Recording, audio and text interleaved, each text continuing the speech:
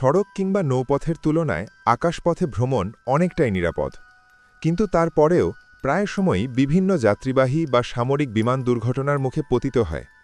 বিমান দুর্ঘটনার ইতিহাসে সাধারণ দুর্ঘটনার বাইরে এমন কিছু ঘটনাও আছে যেখানে সকল যাত্রীসহ পুরো বিমানটি সম্পূর্ণ নিখোঁজ হয়ে গেছে।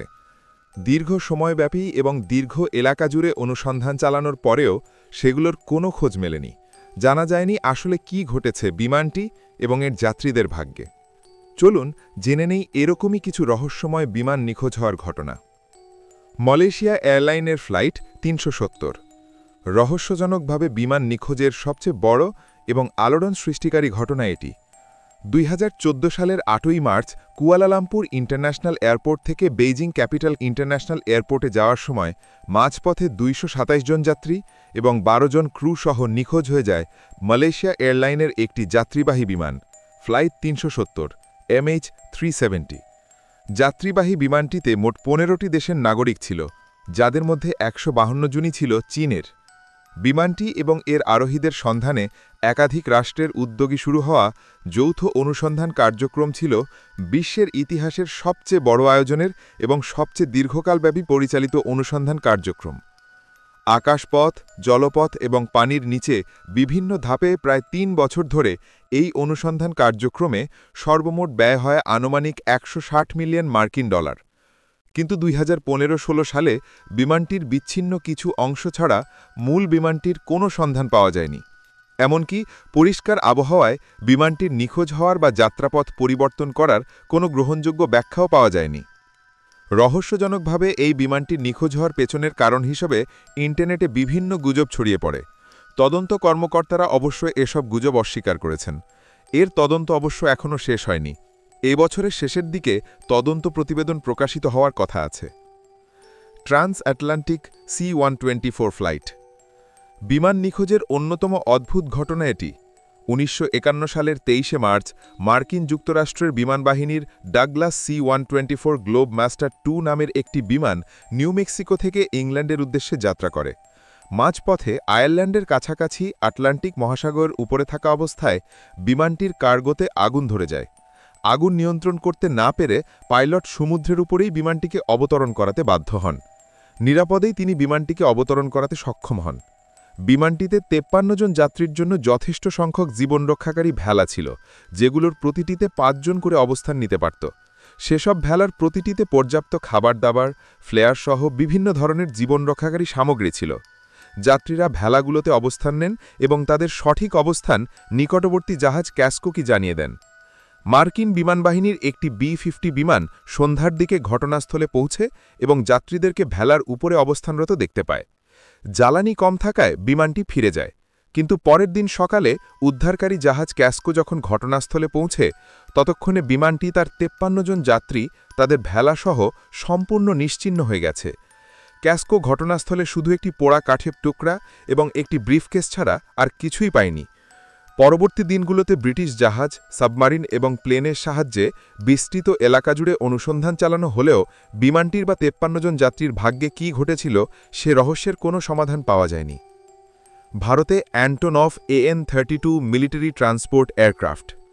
২০১৬ সালের ২২শে জুলাই বঙ্গোপসাগরের উপর দিয়ে উড়ে যাওয়ার সময় ভারতীয় বিমানবাহিনীর একটি ২ ইঞ্জিন বিশিষ্ট Antonov AN-32 military transport aircraft নিখোঁজ হয়ে যায়। বিমানটিতে মোট ২৯ জন যাত্রী ছিল, যাদের মধ্যে ২৩ জন সামরিক সদস্য আর বাকি ৬ জন বিমানের ক্রু। সামরিক সদস্যদের মধ্যে ১১ জন ছিল ভারতীয় বিমানবাহিনীর অফিসার।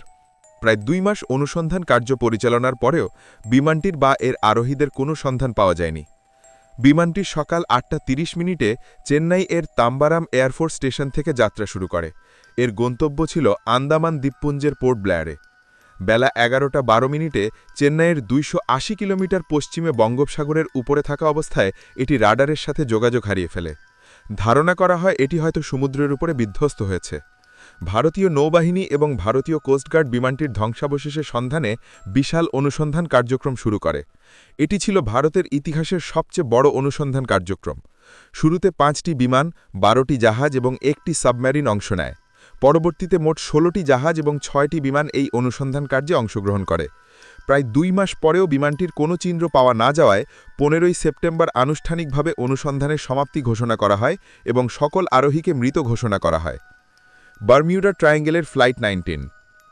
ফ্লাইট 19 হচ্ছে 5টি যুদ্ধবিমানের সমষ্টিগত নাম, যেগুলো 1945 সালের ডিসেম্বর মাসের 5 তারিখে বারমিউডা ট্রায়াঙ্গেল থেকে নিখোঁজ হয়ে গিয়েছিল। বোমারি বিমানগুলো ফ্লোরিডার naval air station fort Lauderdale থেকে যাত্রা শুরু করে সমুদ্রের উপরে প্রশিক্ষণ করার জন্য, কিন্তু বারমিউডা ট্রায়াঙ্গেলে যাওয়ার পরই তারা যোগাযোগ হারিয়ে ফেলে। বিমানগুলোতে অবস্থিত 14 জন বৈমানিক এবং ক্রুয়ের সবাই নিরুদ্দেশ হয়ে যায় সমুদ্রের বুকে। ফ্লাইট 19-এর বিমানগুলো বোমা নিক্ষেপের অনুশীলনী শেষ করে ফেরার পথে আবহাওয়া খারাপ হতে শুরু করে। তারা সম্ভবত পথ হারিয়ে ফেলে। তাদের বিমানগুলো তো যান্ত্রিক গোলযোগও দেখা দিতে শুরু করে। ততক্ষণে সন্ধ্যা ঘনিয়ে আসে এবং ফ্লাইট 19-এর বৈমানিকরা বুঝতে পারেন যে তারা হয়তো আর ফিরতে পারবে না। তাদেরকে খুঁজে বের করার জন্য এবং পথ দেখিয়ে ফেরত আনার জন্য একাধিক প্লেন এবং জাহাজকে বার্তা দেওয়া হয়। সন্ধ্যা 7:27 নেভেল এয়ার স্টেশন বানানা রিভার থেকে একটি BBM-5 বিমান যাত্রা করে ফ্লাইট 19কে খুঁজে বের করার জন্য, কিন্তু 7:30 একটি রেডিও মেসেজ দেওয়ার পর থেকে তার সাথেও সবাই যোগাযোগ বিচ্ছিন্ন হয়ে যায়। ফ্লাইট 19-এর 14 জন ছাড়াও BBM-5-এর মধ্যেও 13 জন যাত্রী চিরদিনের জন্য হারিয়ে যায় সমুদ্রের বুকে। রহস্যময় এই ঘটনা নিয়ে অনেক তদন্ত হয়েছে, কিন্তু 6টি প্লেনের কোনোটিরই কোনো ধ্বংসাবশেষ খুঁজে পাওয়া যায়নি। তদন্তে ফ্লাইট 19-এর ধ্বংসের কারণ অজানা হিসেবে চিহ্নিত করা হয়েছে। তবে BBM-5-এর ধ্বংসের কারণ হিসেবে অনুমান করা হয় এটি হয়তো মাঝ আকাশে বিস্ফোরিত হয়ে গিয়েছিল। Malaysia এয়ারলাইনের flight 370। রহস্যজনকভাবে বিমান নিখোঁজের সবচেয়ে বড় এবং আলোড়ন সৃষ্টিকারী ঘটনা এটি। 2014 সালের 8ই মার্চ কুয়ালালামপুর ইন্টারন্যাশনাল এয়ারপোর্ট থেকে বেইজিং ক্যাপিটাল ইন্টারন্যাশনাল এয়ারপোর্টে যাওয়ার সময় মাঝপথে 227 জন যাত্রী এবং 12 জন ক্রু সহ নিখোঁজ হয়ে যায় মালয়েশিয়া এয়ারলাইনের একটি যাত্রীবাহী বিমান ফ্লাইট 370 MH370। যাত্রীবাহী বিমানটিতে মোট 15টি দেশের নাগরিক ছিল, যাদের মধ্যে 152 জনই ছিল চীনের। বিমানটি এবং এর আরোহীদের সন্ধানে একাধিক রাষ্ট্রের উদ্যোগে শুরু হওয়া যৌথ অনুসন্ধান কার্যক্রম ছিল বিশ্বের ইতিহাসের সবচেয়ে বড় আয়োজনের এবং সবচেয়ে দীর্ঘকালব্যাপী পরিচালিত অনুসন্ধান কার্যক্রম। আকাশপথ, জলপথ এবং পানির নিচে বিভিন্ন ধাপে প্রায় 3 বছর ধরে এই অনুসন্ধান কার্যক্রমে সর্বমোট ব্যয় হয় আনুমানিক 160 মিলিয়ন মার্কিন ডলার, কিন্তু 2015-16 সালে বিমানটির বিচ্ছিন্ন কিছু অংশ ছাড়া মূল বিমানটির কোনো সন্ধান পাওয়া যায়নি। এমনকি পরিষ্কার আবহাওয়ায় বিমানটির নিখোঁজ হওয়ার বা যাত্রাপথ পরিবর্তন করার কোনো গ্রহণযোগ্য ব্যাখ্যাও পাওয়া যায়নি। রহস্যজনকভাবে এই বিমানটির নিখোঁজ হওয়ার পেছনের কারণ হিসেবে ইন্টারনেটে বিভিন্ন গুজব ছড়িয়ে পড়ে। তদন্ত কর্মকর্তারা অবশ্য সব গুজব অস্বীকার করেছেন। এর তদন্ত অবশ্য এখনও শেষ হয়নি। এবছরের শেষের দিকে তদন্ত প্রতিবেদন প্রকাশিত হওয়ার কথা আছে। ভিয়েতনাম যুদ্ধে যুক্তরাষ্ট্রের flight 739। Flying tiger line flight 739 ছিল মার্কিন সেনাবাহিনীর একটি বিমান, যেটি 1962 সালের 16 মার্চ প্রশান্ত মহাসাগরের উপর থেকে নিখোঁজ হয়ে যায়। বিমানটিতে 93 জন মার্কিন সেনা এবং 3 জন দক্ষিণ ভিয়েতনামী সেনা ছিল। এটি ক্যালিফোর্নিয়ার ট্র্যাভিস এয়ারফোর্স বেস থেকে ভিয়েতনামের সাইগনে যাচ্ছিল। গুয়াম দ্বীপপুঞ্জে জ্বালানি পূর্ণ করে ফিলিপিনের উদ্দেশ্যে যাত্রা শুরু করার 80 মিনিট পরে পশ্চিম প্রশান্ত মহাসাগর থেকে এটি নিখোঁজ হয়ে যায়। এর 160 জন আরোহীর কারও কোনো সন্ধান পাওয়া যায়নি। ফ্লাইট 739-এর খোঁজে পরিচালিত অনুসন্ধান কার্যক্রম ছিল প্রশান্ত মহাসাগরের ইতিহাসের সর্ববৃহৎ অনুসন্ধান প্রকল্প। মার্কিন প্রতিরক্ষা মন্ত্রণালয়ের 4টি শাখার বিমান এবং জাহাজ 8 দিন ধরে প্রায় 5,20,000 বর্গ কিলোমিটার এলাকা জুড়ে অনুসন্ধান চালালেও তারা প্লেনের কোনো ধ্বংসাবশেষ বা আরোহীদের কোনো চিহ্ন খুঁজে পায়নি। ঘটনাটির একমাত্র সম্ভাব্য সাক্ষ্য পাওয়া যায় একটি তেলবাহী জাহাজের নাবিককলের কাছ থেকে। যারা দাবি করেন তারা সে সময় মাঝ আকাশে প্রচণ্ড উজ্জ্বল আলো দেখতে পেয়েছিলেন।